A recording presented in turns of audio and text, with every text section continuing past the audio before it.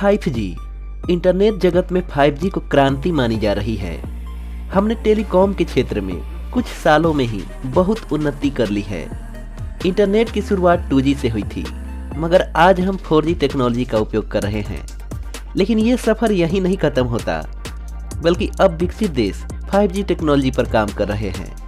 ऐसा माना जा रहा है कि 5G टेक्नोलॉजी के आने से आर्टिफिशियल इंटेलिजेंस इतना एडवांस हो जाएगा कि हमें एक बल्ब बुझाने के लिए सिर्फ इशारा करना होगा और बल्ब बुझ जाएगा। आज हम सिर्फ गूगल एलेक्सा से बात करते हैं, लेकिन 5G टेक्नोलॉजी पर आधारित हमारे घर के ज़्यादातर उपकरण हमसे या आपस में बात कर सकते हैं। कितना रोचक है ये। लेकिन 5G टेक्नोलॉजी से सिर्फ फायदे ही नहीं, बल्कि इससे कुछ नुकसान भी हैं। हाल ही के दिनों में उत्तरी अमेरिका में 19 जनवरी को 5G सेवा की शुरुआत होने वाली थी। तभी भारत ने अमेरिका जाने वाली 8 उड़ानें रद्द कर दी। अब सवाल ये उठता है कि आखिर 5G से विमानों को क्या खतरा है। सिर्फ भारत ने ही नहीं, बल्कि जापान, ताइवान और दुबई ने भी अपनी कई फ्लाइटें रद्द कर दी। ये देश आखिर ऐसा क्यों कर रहे हैं? ये जानने के लिए सबसे पहले हमें ये समझना होगा कि विमान काम कैसे करता है। दोस्तों, जैसा कि हम सभी जानते हैं कि विमान को उड़ने के लिए 2 तरह के गति काम करते हैं। एक विमान को निश्चित ऊंचाई पर बनाए रखता है, तो दूसरा विमान को आगे की ओर ढकेलता है।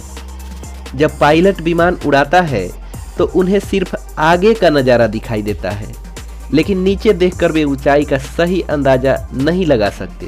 हालांकि नीचे दिखाई भी नहीं देता है।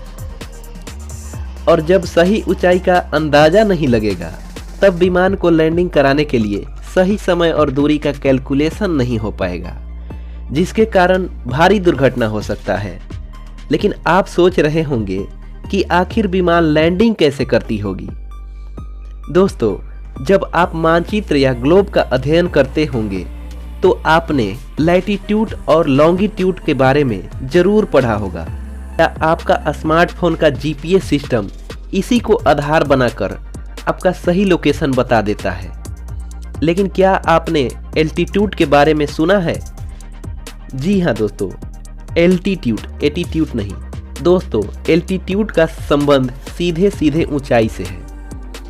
दरअसल विमानों और धरती के बीच की ऊंचाई को मापने के लिए विमान में एक खास यंत्र लगा रहता है, जिसे एल्टीमीटर कहा जाता है। दरअसल यह यंत्र भी रडार, सोनार और मोबाइल की तरह ही फ्रीक्वेंसी वेव छोड़ती है, और यही फ्रीक्वेंसी जमीन से टकराकर विमान तक वापस लौटती है। विमान में लगे एंटीना इसे रिसीव करके सही ऊंचाई की कैलकुलेशन करता है और जहाज आसानी से लैंडिंग कर पाता है।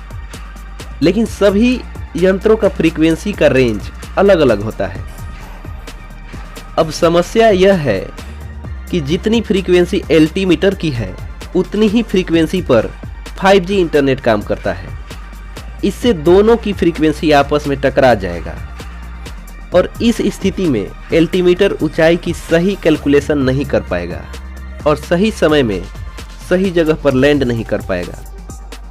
दोस्तों, जब विमानों का ये हाल है तो पक्षियों पर भी इसका बहुत बुरा प्रभाव पड़ेगा। दरअसल जितने भी माइग्रेंट पक्षी होते हैं, वे भी अपने रास्ते का पता फ्रीक्वेंसी निकालकर ही लगाते हैं।